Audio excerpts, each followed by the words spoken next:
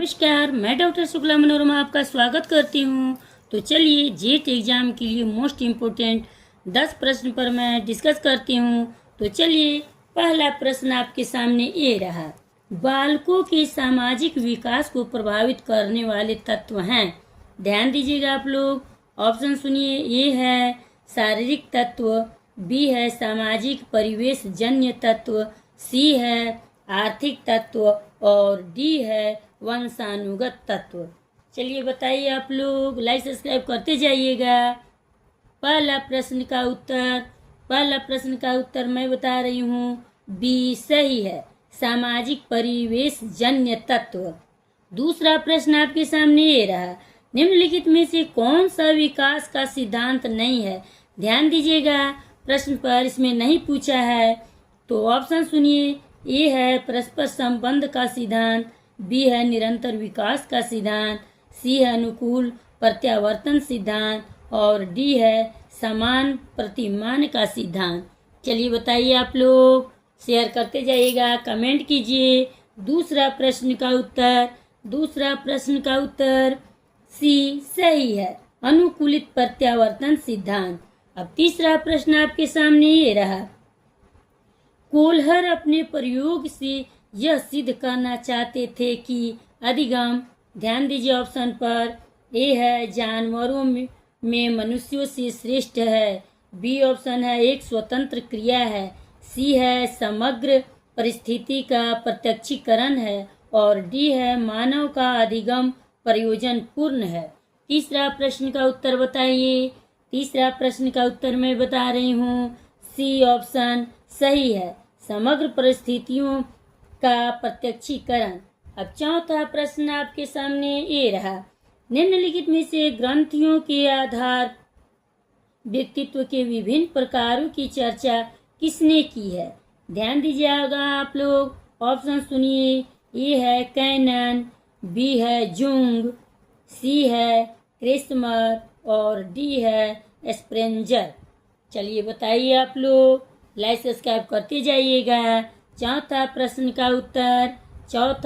का उत्तर ये सही है, कैनन। अब पांचवा प्रश्न आपके सामने ये रहा।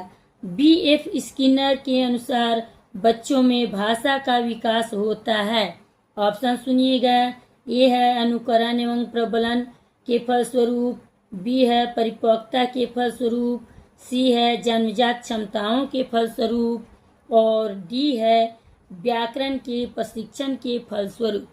बताइए, कमेंट कीजिए, लाइक सब्सक्राइब करते जाइएगा। पांचवा प्रश्न का उत्तर ए सही है, अनुकरण एवं प्रबलन के फलस्वरूप। छठा प्रश्न आपके सामने ये रहा। किसी दूसरी वस्तु की अपेक्षा एक वस्तु पर चेतना का केंद्रीकरण अवधान है। यह कथन है किसका है? ऑप्शन सुनिए। ए है मन का, बी है रॉस का, सी है डबविल का और डी है मैकडुगल का। चलिए बताइए। छठा प्रश्न का उत्तर सी सही है, डविल का। अब सातवां प्रश्न आपके सामने ये रहा। 12 वर्ष से 16 वर्ष के बालकों हेतु हिंदी में डॉक्टर एस जलोटा के कौन से सा परीक्षण प्रतिपादित किया गया है? सातवां प्रश्न का ऑप्शन सुनिए। ए है आर्मी अल्फा टेस्ट, बी है साधारण मानसिक योग्यता परीक्षण, सी है अशाब्दिक बुद्धि परीक्षण और डी है चित्रांकन परीक्षण। चलिए सातवां प्रश्न का उत्तर बताइए। सातवां प्रश्न का उत्तर मैं बता रही हूँ, बी सही है, साधारण मानसिक योग्यता परीक्षण। अब आठवां प्रश्न आपके सामने ये रहा। पूर्व अनुभव के आधार पर संवेदना को अर्थ प्रदान करना कहलाता है। क्या कहलाता है?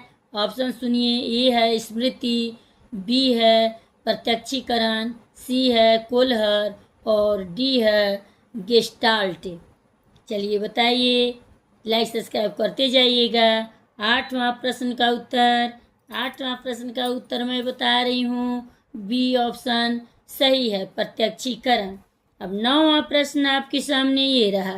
क्रिया प्रसूत अधिगम सिद्धांत को प्रतिपादन किया है। अब कौन किया है? ऑप्शन सुनिए आप लोग।